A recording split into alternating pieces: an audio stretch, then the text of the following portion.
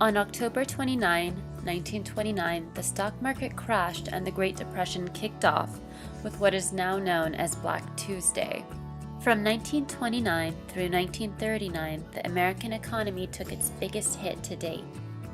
By 1932, manufacturing decreased by about 54% since 1929.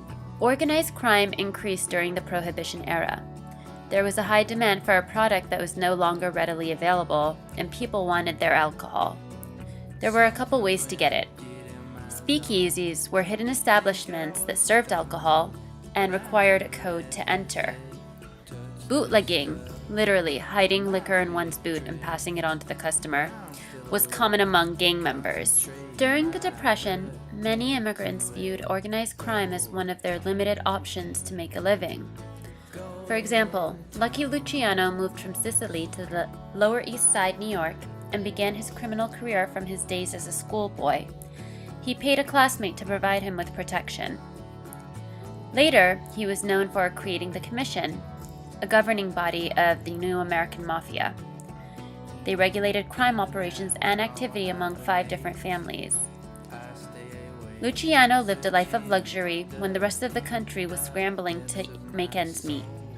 He was living in the Waldorf Astoria Hotel, wearing custom-made suits and driving the latest model cars.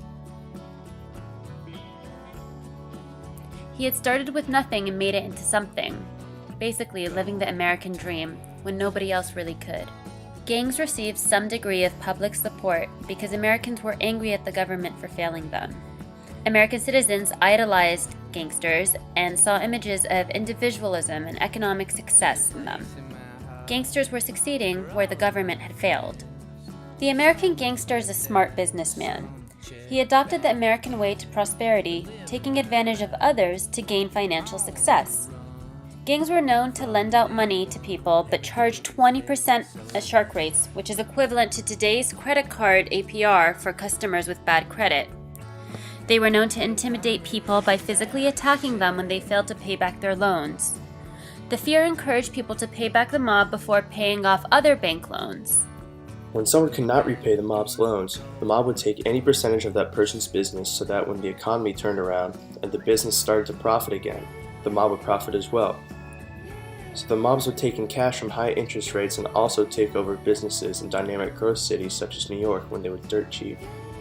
The combination of a dire economic situation, a demand that no one could supply, and the ability to take advantage of a recession is what drove the first large crime families to prominence.